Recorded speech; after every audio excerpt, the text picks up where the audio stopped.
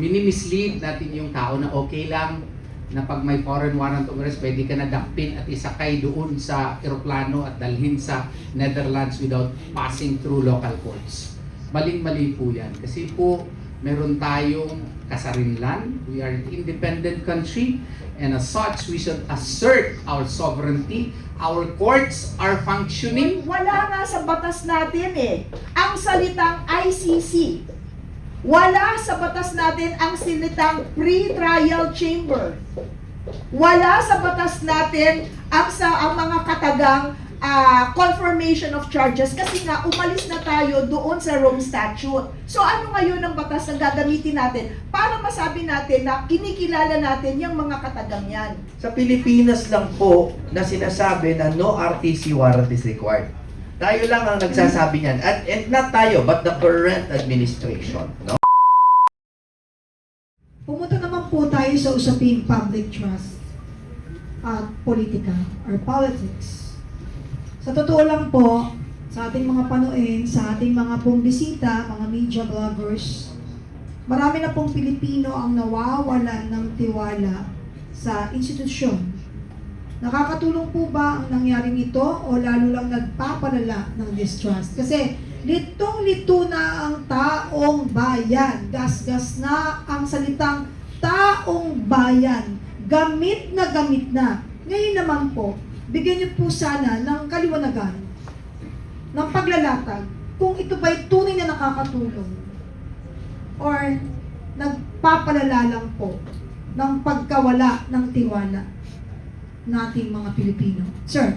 Ang sa akin, nagpapalala po ito sa kawalan ng tiwala kasi minimislead natin yung tao na okay lang na pag may foreign warrant of arrest, pwede ka na dakpin at isakay doon sa eroplano at dalhin sa Netherlands without passing through local courts. Maling-mali po yan. Kasi po, meron tayong kasarinlan. We are an independent country and as such, we should assert our sovereignty. Our courts are functioning, no? Based even on the Rome Statute, no? Principle of complementarity. Ang ginagawa kanina at nawo-worsen pa ito sa ating mga kaibigan din na mga experts, no? Mga experts na nagsasabi na pwede siyang dakpin. Tanungin nyo, meron ba tayong procedural mechanism as to how to implement surrender? Wala nga eh. Basahin nyo yung minutes of the session of the Senate, February 2009, March 2009. Doon klaro po na yung intensyon ng Senado, hindi po self-executing yung surrender. It needs a separate law that would operationalize it. The surrender aspect is not self-executing. Kung gusto nila, kaya nga sabi namin, i-apply na lang natin by analogy yung extradition, ayaw din. Kaya nga po, dahil dito, nagkawatak-watak yung mamamayang Pilipino. Naguguluhan. Kasi akala nila, meron pang ginagalang po talaga masyado na because of universal jurisdiction daw, pwede na siyang aristuhin kaagad. Yung konsepto po ng universal jurisdiction requires a law that would operationalize it here. Kailangan din yan ng batas bago yan ma-operationalize din dito. Kaya nga tayo nagpasa ng Republic Act 9851 para ma-operationalize yung konsepto na yan. Pero yung batas natin, yung insofar as surrender is concerned, wala pang rules of procedure, wala pang implementing mechanism as to how will we implement the same, as to how will we concretize the same. Kaya nga, dahil dito, ang iba nami-mislead. Akala nila tama lang na pwede nang tratahin na parang manok yung ating mga mamamayan in the person of Senator Bato de la Rosa and PRRD and arrest them right away simply because there is a foreign warrant of arrest. Hindi po tama yun. Kapeni? Yes, attorney. Oo, susugan ko lang yung sinabi ni Attorney Torion, He emphasized about procedural mechanisms. ibalik ho natin yung panahon na tinangay, no, si dating Pangulo. Nag-conduct o kinidnap, sabihin na kinidnap.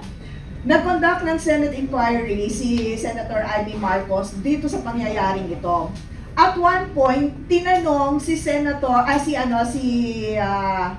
Torre, no? Si Chief PNP Torre, saan ka kumuha ng utos para gawin mo yung pagkuha?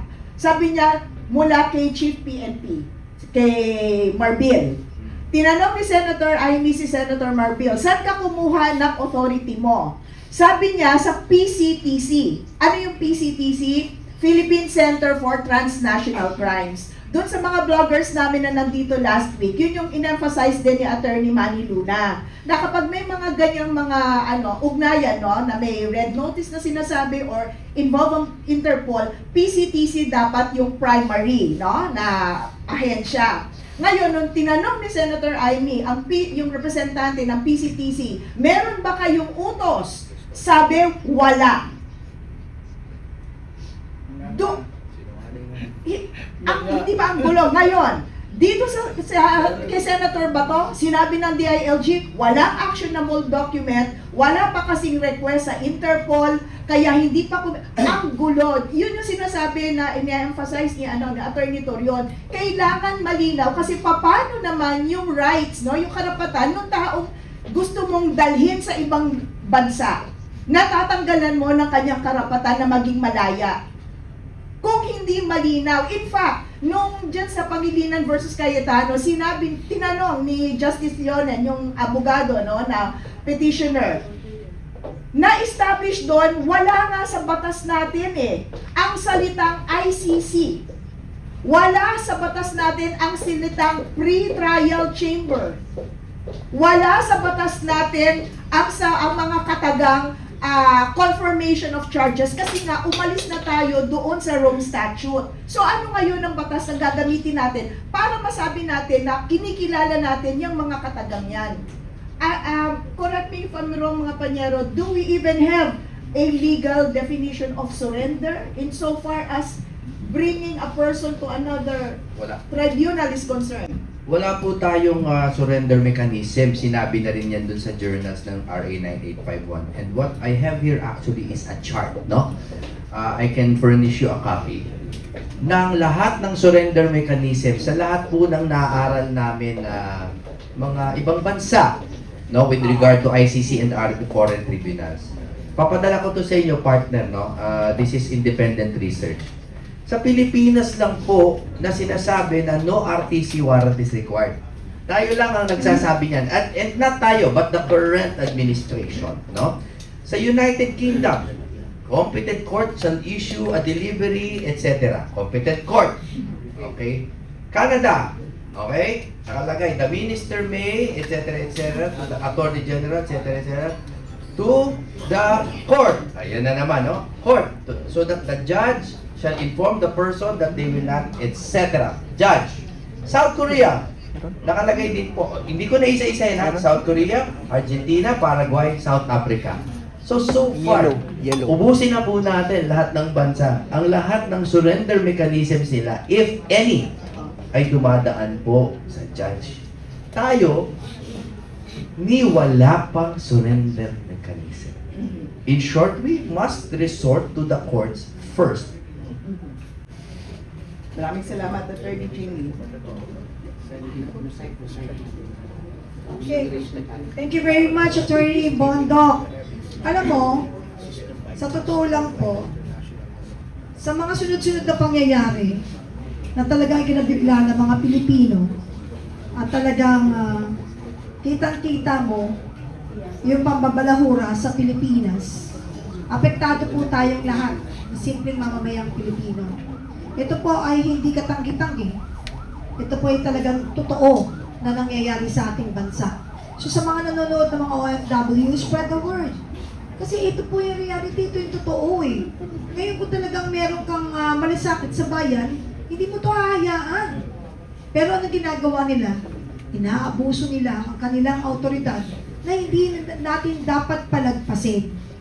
We are not parang kinoconvince namin kayo na magalit. Bagkos, kailangan manindigan tayo kasama ng mga taong naninindigan. Ngunit sinisira nila. Kung sino yung nagsasalita ng katotohanan, bukas may kaso ka na. Pero ang isang pagmamalaki natin dito, pag kinasuhan ka daw, ito'y sigurado, hindi ka daw magnanakaw. So, gusto ko lamang pong ituloy-tuloy natin ang ating katanungan na gusto namin ang magpaliwanag at sumagot ay yung mga pinagmamalaki natin dito sa PDP at naninindigan. Dahil sila na lang po na ang boses na dapat paniwalaan at pakinggan ng ating mga kababayan mula sa iba't ibang lugar. Bakit? Walang agendang iba to kundi ipaglaban lamang ang ating mga kababayan na talagang inaapi at tinatanggalan ng karapatan. At lalong-lalo na yung pang-aabuso ng mga hindi marunong kumilala sa batas ng Pilipinas kung saan tayo talaga nakatalaga bilang Pilipino.